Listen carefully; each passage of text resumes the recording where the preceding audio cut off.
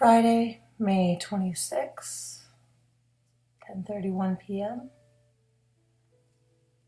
Hi, everybody.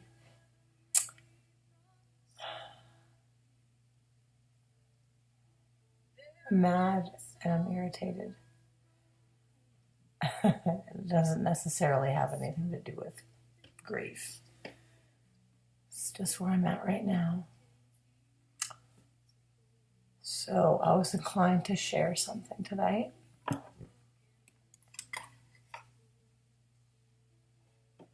This.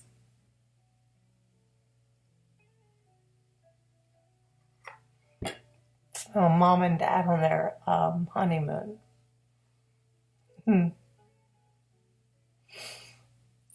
I was told as a kid that my dad proposed on the second date. And there's a necklace that he gave my mom that my sister has. And it's just a little pendant. And all it says is, "You are loved." And she kept that every day until my sister's wedding day. And she gave it to my sister. And she carried it with her on her bouquet.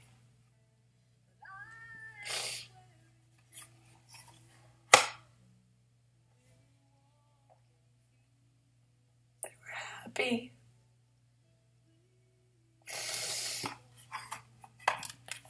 I lost my father when I was 7 years old. 91, on a Halloween, early in the morning. I remember the phone ringing. I remember it being dark. I remember being in my mother's arms with my sister.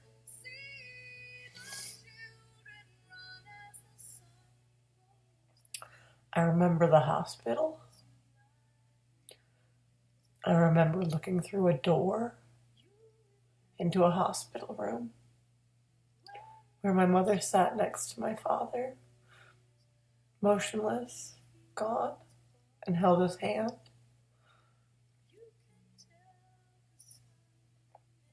I remember going to school and thinking everything was okay.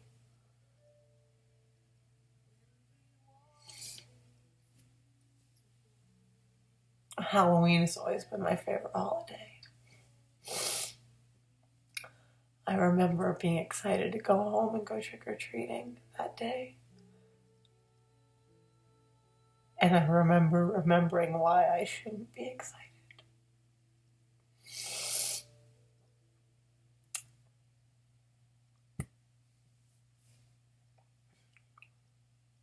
There's a story I heard as a child about the angel train. And it's a story for people or children who are grieving, and basically it summarizes that the angel train comes through in the early hours of morning through all the hospitals and the sick people to see if they're ready to move on to heaven. And that's why so many people pass away between midnight and 6 a.m. My father died between those hours. So as a child, it really spoke to me. It made me feel like he held on until that one day, Halloween. It's right in the middle of my sister's and mine's birthday. He got to celebrate her last one and almost made it to mine.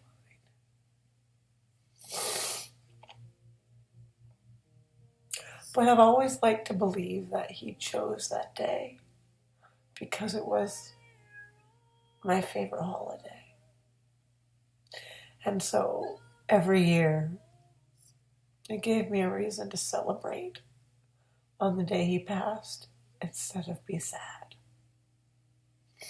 And it's always been a great excuse to get out of work.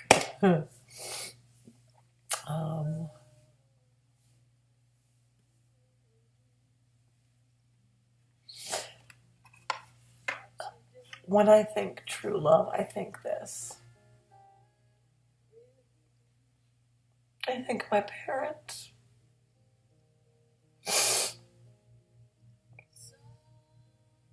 And as we grow, we realize the unrealistic opinions or views we might have on our parents or life or what we think love and relationships are all about. And I was too young to know the details and the ins and outs of this one.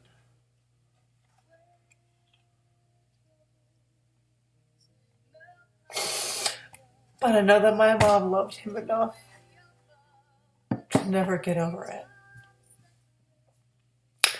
My mother had a 20-year journal to my father.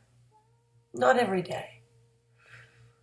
Entries here and there over the years. I've yet to read it for reasons I believe are best for me. But I've touched on it here and there. It's a 20-year grief journal to my father. I remember as a kid asking her why she never dated again or saw anybody, and she said, I had the love of my life. How can you do anything after that?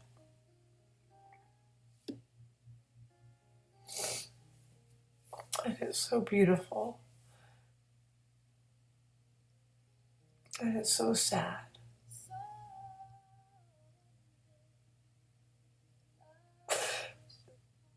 I want to love somebody like that. I want to love somebody to the point that I know nothing else in the world will matter, and they'll be there, and I'll support them and they'll support me. But I never want to love somebody to the point that my life is destroyed once they're gone. I think it's important to love ourselves to that point and find people who love us in the extent that they support that, not that they define it. We are grown up to believe that princesses and princes and fairy tales and the love of your life and the happily ever after are what you should strive for. But the truth is that happily ever after is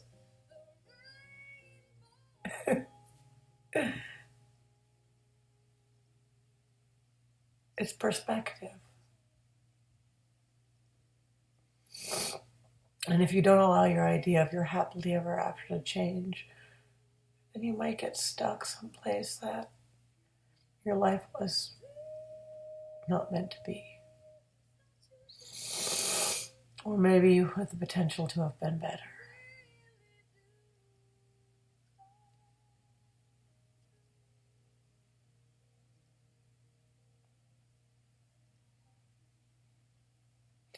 We have to love ourselves. We have to. Once you begin to put yourself before others, and to know that regardless of what is said or done from friends, family, partners, co-workers, bosses, teachers, anybody, that you are who you should be or striving to be the best that you can, that you are good and accepted and good enough in all that you are. That's an important thing to know about oneself. I really believe that only when you figure that out can you really find somebody to support you in life, because you don't want them to be your life. You want them to build you up in what you already have planned.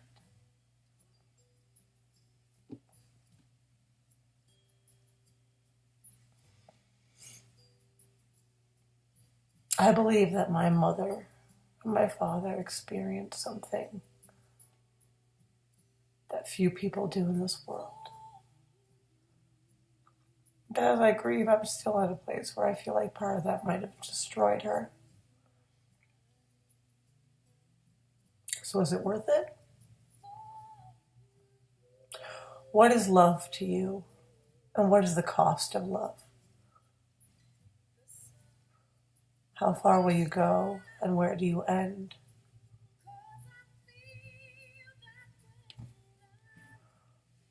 What is love? And is it important to be in love with somebody? Or is it more important to just love yourself and make sure that's enough? Because I think that's what it should be about. But I'm biased, and especially tonight. But for those of you out there who don't know,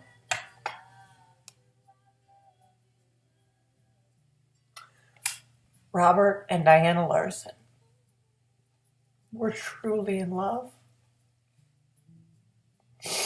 And no matter what happened as a regard of that, I'm one of them. It's a beautiful story. And I hope to love someone that way one day. Maybe a little healthier. Because I want to know, even if they go, there's still reasons to keep going.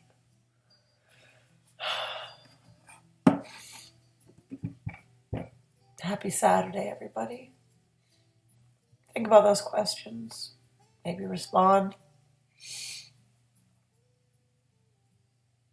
What is it to love someone? Is that the best purpose? Is it more important to be loved or to love oneself?